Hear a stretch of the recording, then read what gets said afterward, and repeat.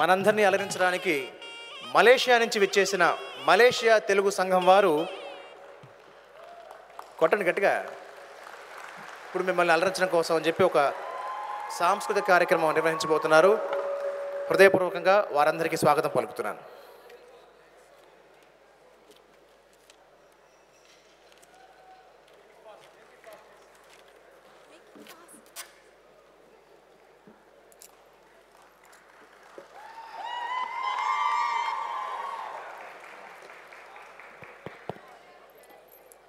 శ్రీ గురుభ్యో నమః, శ్రీ గణేశాయ నమః.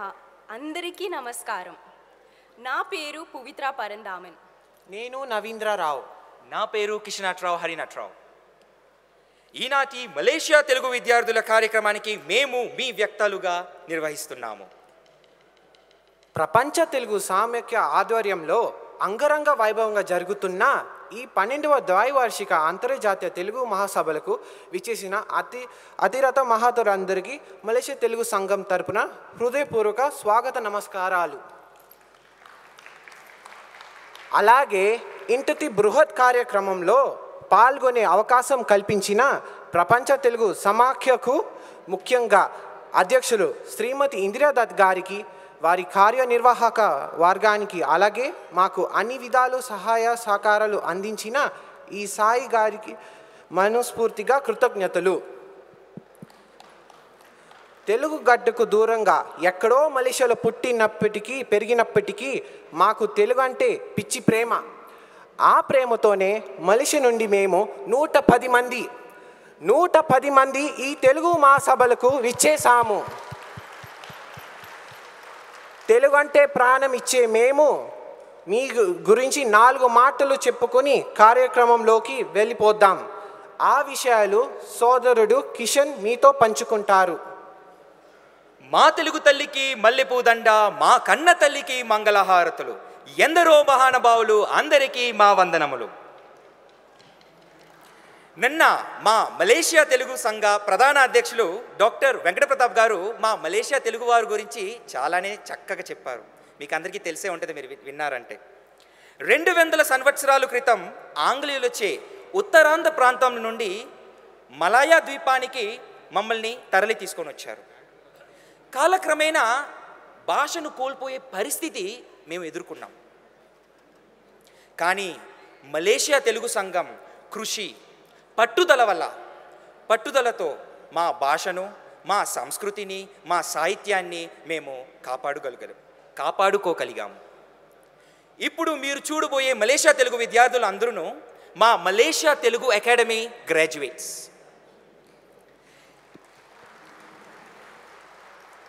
ఈ కార్యక్రమంలో పాల్గొనే విద్యార్థులందరూ కూడా మలేషియా తెలుగు వారికి 4వ 5వ తరానికి చెందినవారు. ఈనాటి ఈ మలేషియా తెలుగు విద్యార్థుల విభాగంలో పద్యాలు, గద్యాలు, అన్నమాచార్య కీర్తనలు, సాంప్రదాయ జానపద కళలైన డాతుభజన, చిడతలాటలు చూడబోతున్నారు. చూసి ఆనందిస్తారని, అలాగే తమ ఆశీస్సులు కూడా అందిస్తారని ఆశిస్తున్నాము. తమ ఆట పాటలతో మిమ్మల్ని అలరించడానికి అంత దూరం నుండి విచ్చేసిన ఈ చిన్నారులకు తమ కరతాళ ధ్వానులతో స్వాగతం పలకాలని కోరుకుంటున్నాము. అలాగే ఈనాటి ప్రపంచ తెలుగు సామఖ్య ఈ అంతర్జాతీయ తెలుగు మహాసభలకు విచ్చేసిన ప్రతినిధులందరికీ నేను ఒక విషయం పంచుకోవాలి. మీరు ఇక్కడ చూసిన చిత్రం మా మలేషియా తెలుగు అకాడమీ 2018లో సుమారు $5 మిలియన్ నిర్మించబడినది. మలేషియా ప్రభుత్వం సహకారం ఉన్నప్పటిసరికి మా మలేషియా తెలుగు ప్రజలే వాళ్ళు సొంత డబ్బులు పెట్టుకొని ఈ యొక్క భవనాన్ని మేము నిర్మించగలిగాం. రాబోయే రోజుల్లో తూర్పు ఆసియాలో ఈ యొక్క భవనం తెలుగు భాషాభివృద్ధికి, తెలుగు భాషా పరిరక్షణ కోసం సహాయపడుతుందని మేము నమ్ముతున్నాం. ఎప్పుడైనా సరే మీరు మలేషియాకు వచ్చినట్లయితే తప్పనిసరిగా మీరు మలేషియా తెలుగు సంఘాన్ని సంప్రదించి ఈ మలేషియా తెలుగు అకాడమీని చూడవలసిందిగా మేము కోరుకుంటున్నాం. ముందుగా ఈ విభాగానికి శుభారంభంగా చక్కటి భాగవత పద్యం వినిపించడానికి మన ముందుకొస్తుంది కుమారి ఐశ్వర్య సత్య. చూసి ఆనందించండి. అందరికీ నమస్కారం. శారద నీరదేందు ఘనసార పటీర మరాల మల్లికార తుషార ఫేన రజతాచలకాశ పనీష కుందమందార సుధాపయోధిసిత తామర సామర వాహిని శుభాకారత నొప్పు నిన్ను మదిగానగ నిన్నడుగల్గు భారతీ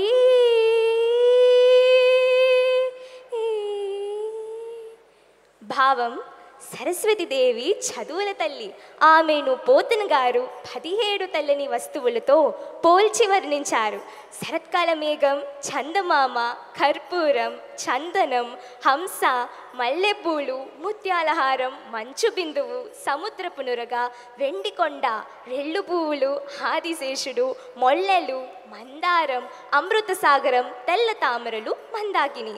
వీటిలాగా తెల్లగా మెరిసిపోయే శుభాకారిణి అయిన సరస్వతీదేవిని నా హృదయ మందిరంలో ప్రతిష్ఠించుకుని దర్శించడం ఎప్పుడు వీలవుతుందో కదా అంటూ పోతన గారు తమ ఆశాభావాన్ని ఈ పద్యం ద్వారా వ్యక్తం చేస్తున్నారు. ధన్యవాదాలు. తదుపరి కార్యక్రమం ఒక చక్కటి భాగవత పద్యంతో మీ ముందు వస్తున్నారు సోదరుడు మనోజ్ రావు గంగాధరన్. అందరికీ నమస్కారం. ధ్రువుని తపస్సు పంట పండింది. స్వామి సాక్షాత్కరించాడు. ఆనందంతో ఉక్కిరి బిక్కిరి అయిన అతని చెక్కిలపై నారాయణుడు వేదమయమైనది నాదమయమైనది అయిన శంఖాన్ని తాకించినంతనే ధ్రువుని వదనం నుండి కమనీయ స్తుతి వాక్యాలు వెలువడ్డాయి. అందులోనిదే ఈ పద్యం. సర్వేశ కల్పాంత సమయంబునందు నీ అఖిల ప్రపంచంబునాహరించి అనయంబు శేష సహాయుండవే శేష పర్యంకతలమున పవ్వలించి యోగ నిద్రారతి నుంది నావీ సింధుజ స్వర్ణలోక కంజాత గర్భమందు చతుర్ముఖు నమర పుట్టించుచు రుచి నొప్ప బ్రహ్మస్వరూపివైన నీకు మ్రొక్కెదం అత్యంత నియమమోప భవ్య చారిత్ర పంకజభద్ర నేత్ర చిరశుభాకార నిత్యలక్ష్మీ విహార అవ్యయానంద గోవింద హరి ముకుంద. భావం సర్వమునకు పాలకుడవైన ప్రభువు, గొప్ప చరిత్ర గల స్వామి, పద్మపత్రాల వంటి నేత్రాలు గల సుందరమూర్తి, నీ యందు నిరంతరం శ్రీదేవి విహరిస్తూ ఉంటుంది. సర్వకాలాలలో తరుగుకోని ఆనందం నీది. గోవింద, హరి, ముక్తి ప్రదాత, నీవు కల్పముగిసే సమయంలో ఈ సర్వ ప్రపంచాన్ని నీలో కలుపుకుంటావు. ఆదిశేషుడు నీకు సహాయకుడు. ఆ శేషశయ మీద పవ్వలించి యోగ నిద్రలో ఆనందం పొందుతూ ఉంటావు. నీ బొడ్డు అనేది ఒక నది. అందులోని బంగారు కమలం నుండి 4 మోముల దేవుడైన బ్రహ్మను పుట్టిస్తూ ఉంటావు. నీవు పరబ్రహ్మవు. అట్టి నీకు గట్టి పట్టుదలతో మొక్కుతూ ఉంటాను. ధన్యవాదాలు. ధన్యవాదాలు చిరంజీవి మనోజ్ రావు. శ్రీ రామచంద్రుని కళ్ళ ముందు సాక్షాత్కరింపచేసే ఆనిముత్యం లాంటి మరో ఒక భాగవత పద్యంతో కుమారి సంజనాదేవి వస్తున్నారు. దుష్ట శిక్షణ కోసం, శిష్ట రక్షణ కోసం, ధర్మస్థాపన కోసం తన మహావైభవాన్నంతా తగ్గించుకొని మానవుడై అవతరించి మహాద్భుత కార్యాలు ఆచరించిన దశరథ మహారాజు తనయుణ్ణి ప్రార్థించి పరదేశాలలో సంభవించే పాటుల నుండి కాపాడుకోమంటున్నది శ్రీమన్నారాయణ కవచం. తాటకమర్దించి తపసి జన్నముగాచి హరివిల్లు విరిచి ధైర్యమున మెరసి ప్రబలులైనట్టి విరాధక బంధూగ్రకర దూషణాది రాక్షసుల దునిమి వానర విభునేలి వాలిగూలగనేసి జలరాశి గర్భంబు జక్కజేసి సేతువు బంధించి చేరి రావణ కుంభకర్ణాది వీరులై గడిమి ద్రుల్చి అల విభీషణు లంకకు నదిపు చేసి భూమి శుతకోణి సాకేతపురమునందు రాజసుకములు గైకొన్న రామ విభుడు వరుసనను బ్రోచుచుండు ప్రవాసగతులా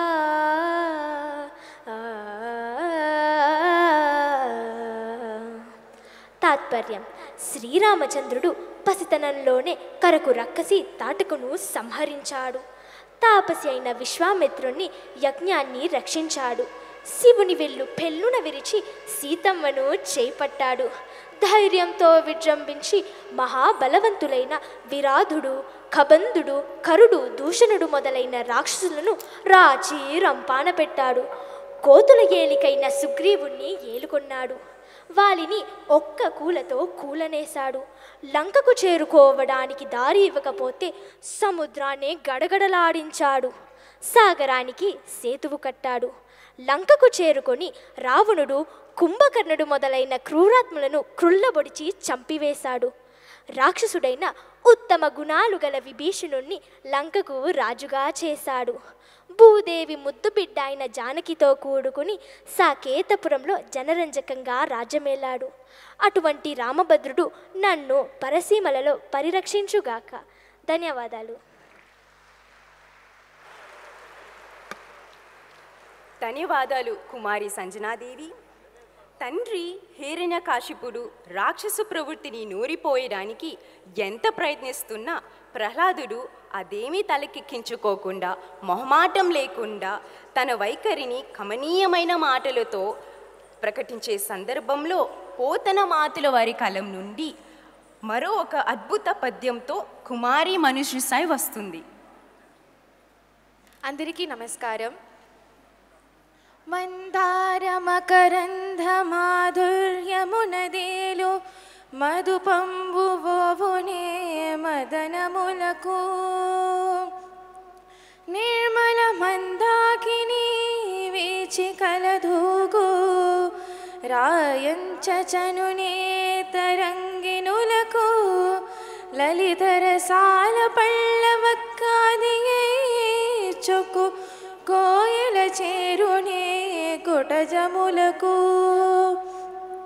పూర్ణేందు చంద్రికా స్ఫురిత చకోర కంభరుగుణే సాంద్రనీ హారములకు అంబుజోతర దివ్య పాదార చింతనామృత పాన విశేషమత్త చిత్తమేరీతి ఇతరంబు చేర నేర్చు